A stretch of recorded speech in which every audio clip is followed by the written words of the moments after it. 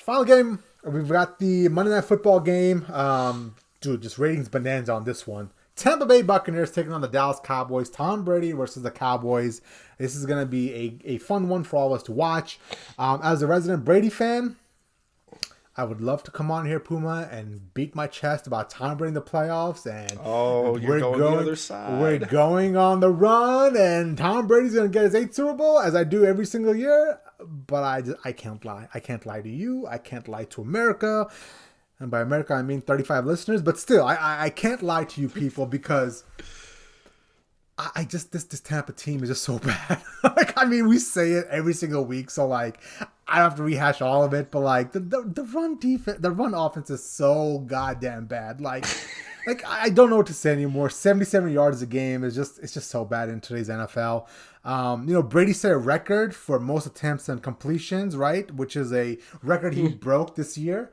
I wonder why. And exactly, right? And the record he broke was of Tom Brady from last year, right? So, he held both those years the same record because they can't run the ball. It simply is one way of winning and one way only, and that's Tom Brady airing it out and hoping him and Mike Evans are on the same goddamn wavelength that day. That's basically in a nutshell, right? So, I don't see the Tampa Bay Buccaneers winning this game. Now, obviously, if the Dallas Cowboys pull a Dallas Cowboys like they pulled against the Washington Commanders, and Dak Prescott throws a pick six, and they look like they've never practiced together in their whole life, that's a different story, right? At the end of the day, if that's going to happen, then the Buccaneers are going to win that game. But the way I see it is when you generally have a bad week like that, you don't have 2 straight bad weeks in a row. Dallas is going to come in and probably give it their best effort, and obviously Jerry Jones probably breathing down their neck. So this game's going to be close. At the end of the day, I just think that this Cowboys team is just far more superior.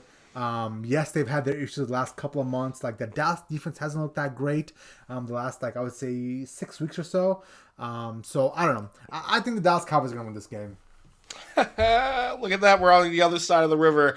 I'm the psycho that thinks You're taking the Buccaneers?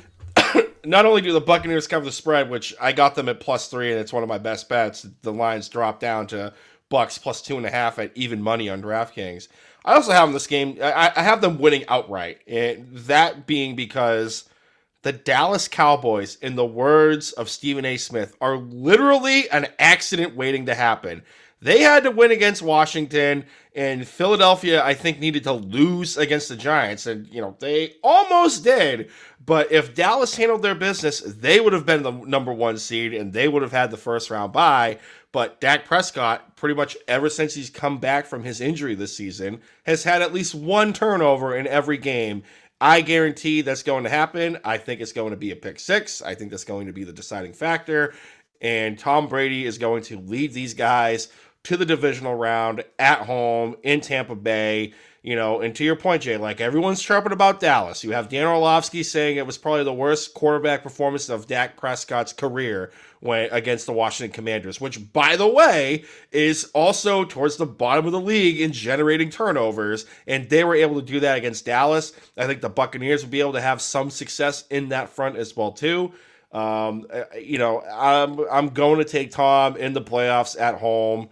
Against the Cowboys. What has happened to Puma? What has happened? Wow. And another point too is the Dallas Cowboys. At the beginning of the year, they were this defensive juggernaut, and Micah Parsons is Lawrence Taylor 2.0, and Trayvon Diggs is Deion Sanders light. They have kind of come back down to earth down the stretch for this playoff run.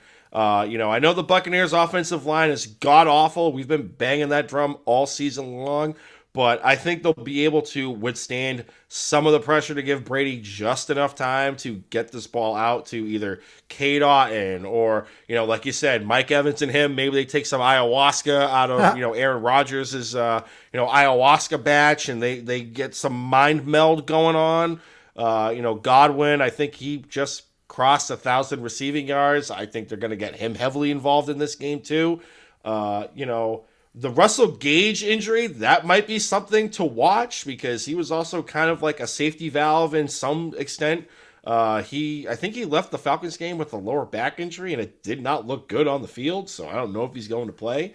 But come hell or high water, I think the Buccaneers find a way to squeak out a win. And it's another instance of all those sad, pathetic, Cowboy fans looking all crying in the stands. It's gonna be how I reacted to France losing in the World Cup. With the tears in the stand and everything, and everyone just looking pathetic. That is going to be the Dallas Cowboys, and then you're going to have Jerry Jones go on the Fan down in Dallas Fort Worth, being like, "Oh well, here it comes. We had a good team, and we gotta get to the next step, and Mike McCarthy's our guy. I'm going to support Mike all the way. This is not Mike McCarthy's fault."